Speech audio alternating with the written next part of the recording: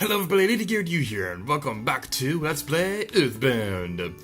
In the previous video, we had Pancake Armor Man on as a special guest, and today, I'm all alone, there's nobody here beside me. And enough about singing. In today's video, we'll be exploring more of Winters, and as well as leveling up Jeff, as well as doing a couple other things. So, first things first, let's talk to this person. There's a monkey at the entrance. Take the monkey. He's really noisy. If you buy a pack of bubblegum, you can have the monkey for free. Otherwise, it would cost you $1. So do you want him? Yes. Oh, you can't carry anything else. Oh, we can't carry anything else. Well, we don't need these items, so we can drop them. The ruler and the protractor, they're useless items, so we're not going to be needing them. There are a couple things like that in the game, and I know I've said this before, but there are a couple items in this game that are like completely useless to us, like the ruler or the bicycle from videos back. So what we need to do is that we can take out the pack of bubblegum and give it to the monkey.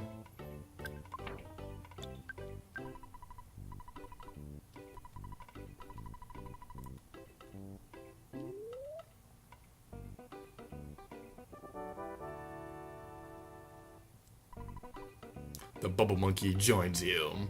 Alright, so now we have a new temporary party member. So, something interesting is that, I think I talked about this in the previous video, I don't know, it's been a little while since I recorded that video. But Tony, if you hack him into the game to stay in your party, after beyond the point where he usually leaves Jeff behind, then, if you do that, then Tony was programmed to actually fight enemies.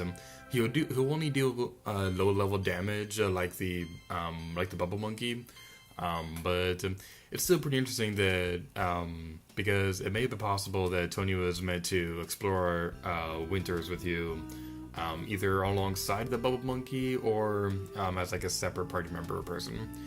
If you go inside here, then if you talk to these people, I believe they can restore your HP, but there's really no reason why we'd want to do that right now, because unless you encounter like a tough enemy, because there is a tough enemy on this pathway that we'll hopefully be able to fight. You were on a completely different platform for us. Whatever. Oh, this gives me a good time to. This might be the best time to explain this. The Runaway Dog actually has a slightly different stats in Winters compared to Onett. Everything aside from the items that will drop will be the same.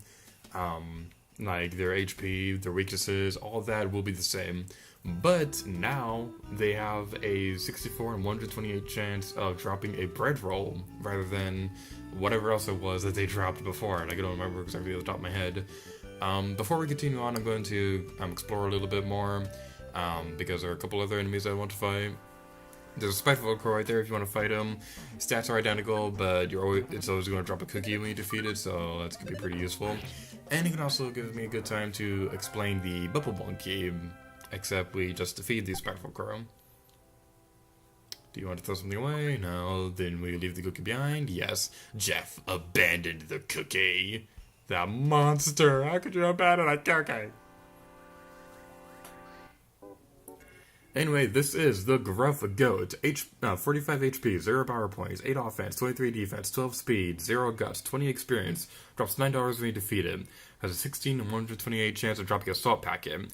Weaknesses: 100% vulnerable to fire, 100% vulnerable to freeze, 50% flash, 50% paralysis, 0% Brainshock, and 99% hypnosis.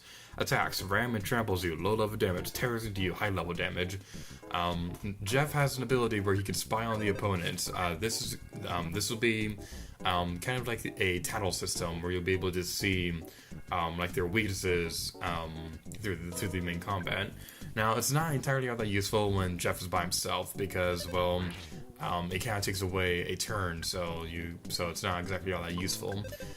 But this will come in handy when we have when Jeff meets up with the other party members in the game.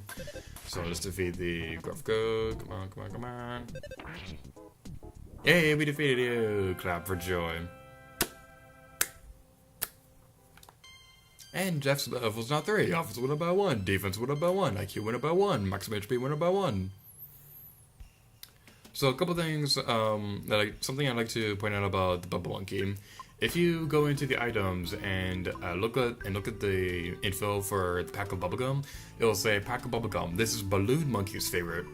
It'll be recover, but it'll never run out because it's a super jump up pack. It calls the Bubble Monkey Balloon Monkey. I believe this is the Bubble Monkey's Japanese name, so it's kind of like a neat little leftover that they kind of forgot to translate from the Japanese version of the game. Tessie may unexpectedly be living in the woods. I personally think so. You never know. I heard that the wind is always blowing when Tessie appears. Achoo! I feel like I'm catching a cold.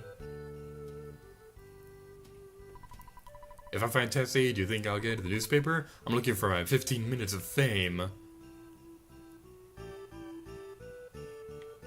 Excuse me, tree? What a cute little monkey! Would you like a piece of gum? Maybe monkeys don't like gum. You're right. We're here at Lake Tess waiting to see Tessie. We're known as a Tessie Watching Club. So you've also been bitten by Tessie Mania. You're in luck, and we may be able to see Tessie tomorrow. I can't wait. Now what we want to do is we want to go inside this place, because if we go inside here, we will rest overnight.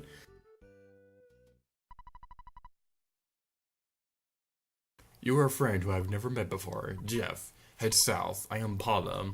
If you hear this message, go south. Working through the night, Jeff fixed the broken spray can. After being fixed, the broken spray can became the defense spray. So this is what makes Jeff unique. Because you may notice that he does not have any power points during combat. What he does instead is that there are broken items spread across the world of EarthBound.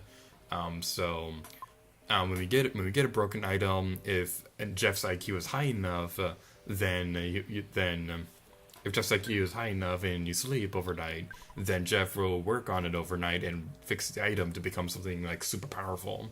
Defense spray. It increases one of your friend's defenses during battle. It's most effective if you use this power multiple times to layer the effect, gone after one use.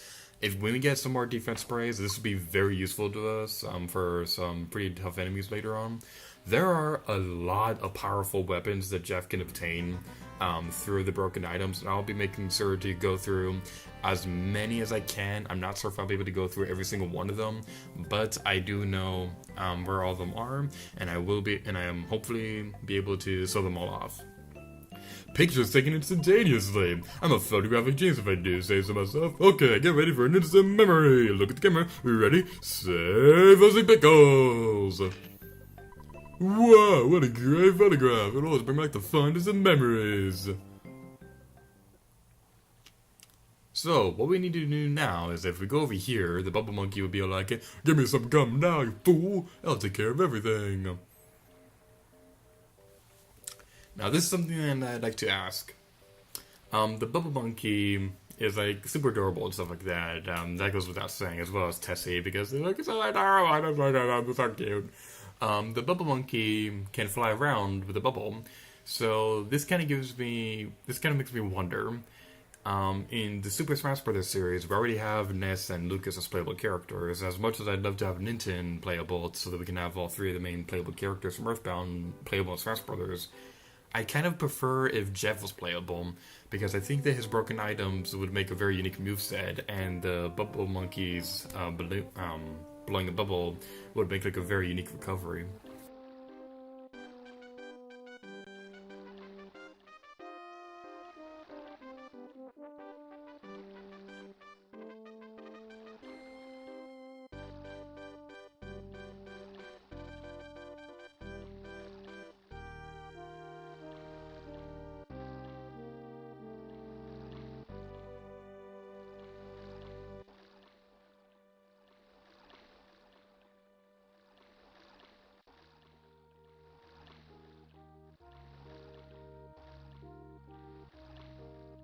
I'll be back.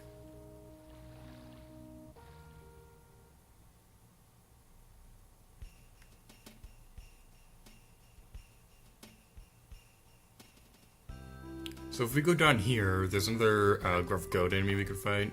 We should probably heal up before we'd actually do anything, so let's take out a cookie. Yeah, wait. our HP was already maxed out. Yay for my stupidity! And wow, we got a green swirl with this enemy. Wow. Yay! Green swirls are awesome. Now, something interesting about Jeff is that alongside the fact that he lacks any sort of psychic points, or power points, or whatever you want to call it. In the game, it says in the game it calls it PP, but I call it power points just because that's the way I've always said it. But I mean, that's not the point. The point right now is that Jeff doesn't have any power points throughout the game, and he will never get any power points.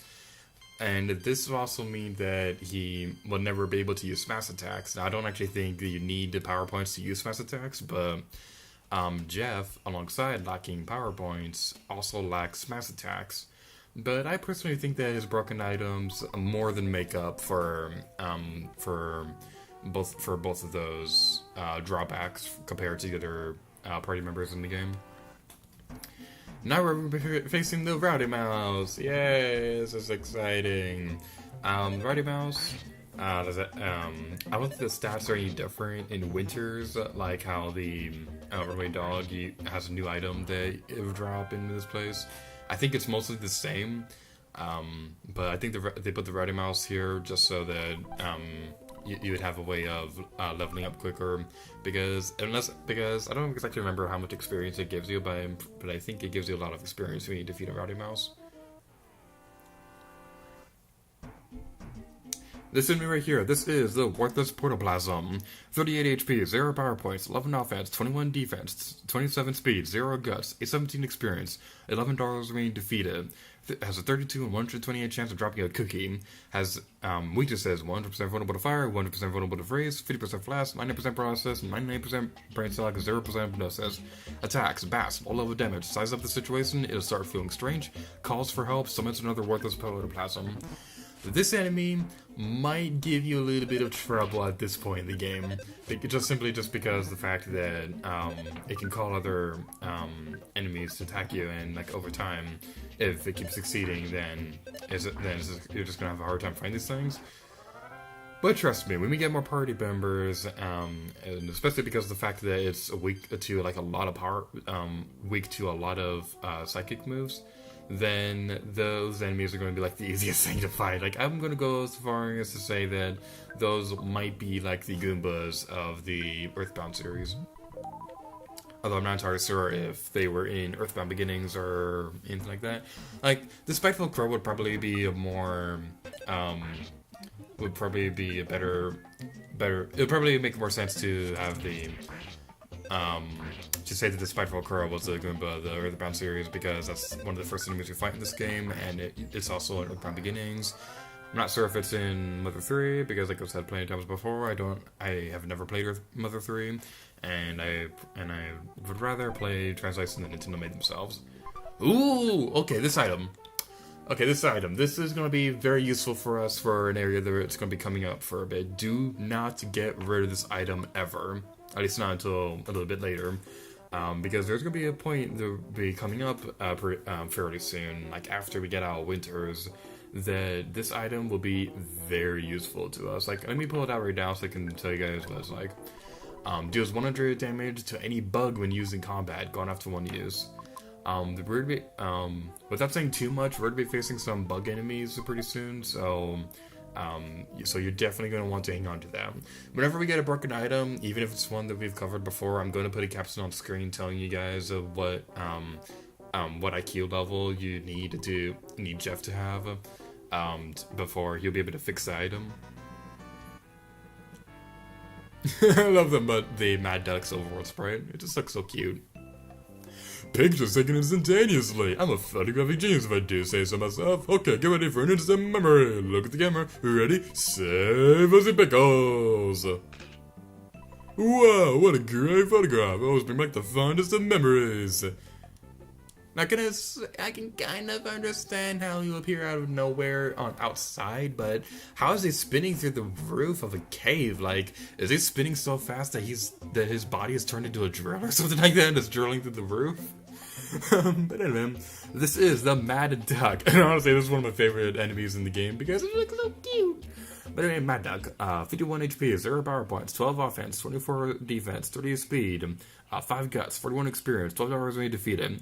Has an 8 and 128 chance of dropping a fresh egg. Weaknesses: 100% vulnerable to fire, 100% vulnerable to freeze, 50% flash, 50% process, 50% Brainshock, 10% hypnosis. Attacks: peck of your eyes, low level damage, falls down, no effect. Disrupts your senses, it takes away power points, takes away PSI moves, I should say, and makes something spin around, drains power points. Those last 2 attacks are not going to do anything to us right now because Jeff would never be able to learn power points or anything like that. But when we fight these enemies later in the game, and we do have party members that can use psychic abilities, then this enemy might give us a little bit of trouble. But as for right now, we have nothing to worry about with fighting the Mad Duck.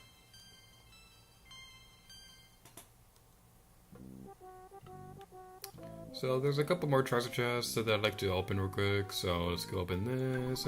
Jeff, open the present, there's a croissant inside. Let's go eat a cookie. And then we can get the croissant.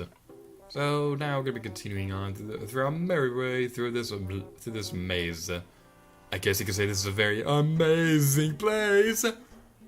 I'll set up now. I really like the song that plays in this place. It's really catchy. Okay, so what do I want to use?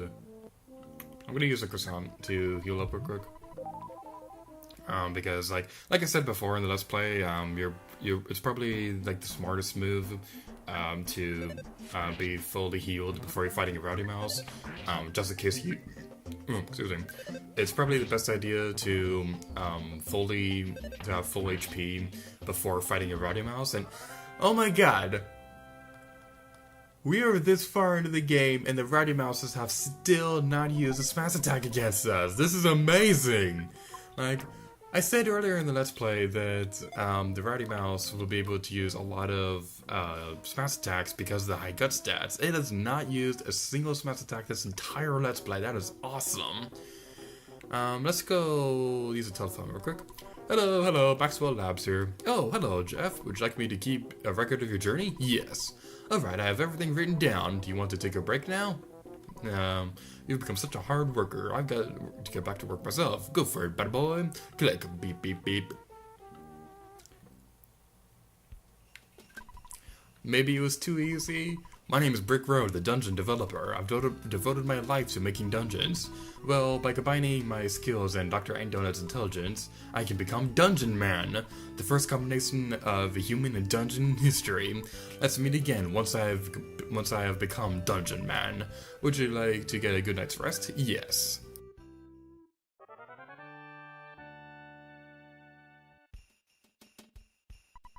Take care, come back again.